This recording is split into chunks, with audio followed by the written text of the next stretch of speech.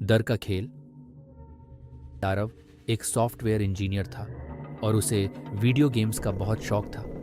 उसने एक नई हॉरर गेम का नाम सुना था, अंधकार का सफ़र। उसने सुना था कि इस गेम के साथ अजीब घटनाएं होती हैं, लेकिन उसने इसे केवल अफवाह समझा।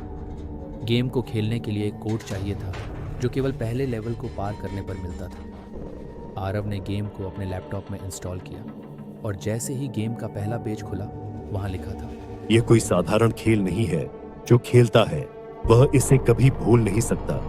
आरव ने गेम शुरू किया और पाया कि वह एक अंधेरे भूल भुलैया में है। हर कोने पर अजीब आवाजें और डरावने दृश्य उसे परेशान करने लगे। गेम में सिर्फ एक काम था, उसका किरदार भूल भुलैया से बाहर निकलने का रास्ता ढूंढ रहा था। जब आरव ने अपने किरदार को घुमाया तो उसे लगा कि कोई उसे घूर रहा है। पहले लेवल के अंत में एक दरवाज़ा दिखाई दिया, लेकिन दरवाज़ा खोलते ही उसने एक छाया देखी। यह छाया किसी इंसान की तरह थी, पर उसका चेहरा एकदम भयानक और विकृत था।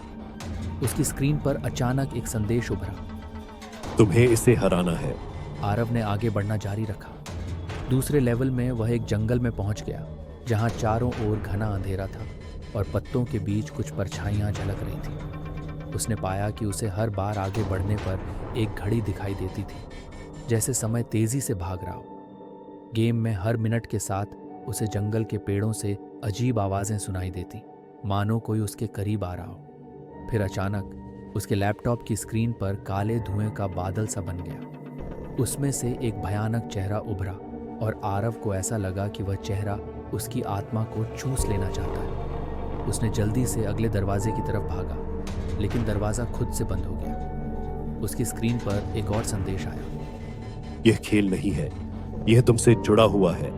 अगले लेवल में उसे एक पुराने स्कूल की बिल्डिंग में छोड़ दिया गया। ये बिल्डिंग उसके पुराने स्कूल जैसी ही थी। चारों ओर धूल भरी अलमारियां और टूटी हुई खिड़कियां थीं। आरव को लगा कि यह एक संयोग है, लेकिन जल्द ही उसे एहसास हुआ कि यह उसका स्कूल ही था। स्क्रीन पर लिखा था, यह वही जगह है जहां तुमने अपनी सबसे बड़ी गलती की थी, याद है? आरव को अचानक से अपने बचपन की एक घटना याद आ गई, जब उसने अपने दोस्त की मदद करने की बजाय उसे अकेला छोड़ दिया था।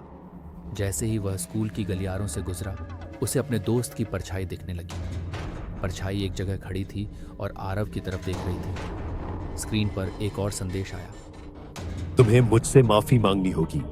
आरव डर के मारे पसीने से तरबतर हो गया। उसे अपनी गलती का एहसास हुआ और उसने धीमे से माफी मांगी। परछाई धीरे धीरे गायब हो गई और दरवाज़ा खुल गया। अब आरव एक ऐसे कमरे में पहुंच चुका था जो एक तहखाने जैसा था। कमरे की दीवारें खून से सनी हुई थीं और चारों ओर काले निशान थे। वहां एक कुर्सी रखी हुई थी, जिस पर बैठते ही एक ऑडियो चालू हो गया, जिसमें एक धीमी और भयानक आवाज आई, अब यह तुम्हारे जीवन और मृत्यु का खेल है। तुम्हें अगले पन्ने पर साइन करना होगा। आरव को स्क्रीन पर साइन करने का विकल्प मिला, लेकिन उसने इनकार कर दिया। जैसे ही उसने ऐसा किया, स्क्रीन पर लिखा आया, तुमने मौत को स्वीकार कर लिया है। और उसके लैपटॉप से धुआं निकलने लगा। आरव ने महसूस किया कि यह कोई साधारण गेम नहीं था। उसकी सांसें तेज हो गई थीं और उसे सच में ऐसा लगने लगा कि उसकी जान को खतरा है। एक डरावनी छाया स्क्रीन पर उभरी और आवाज आई, यह गेम नहीं, तुम्हारा जीवन है।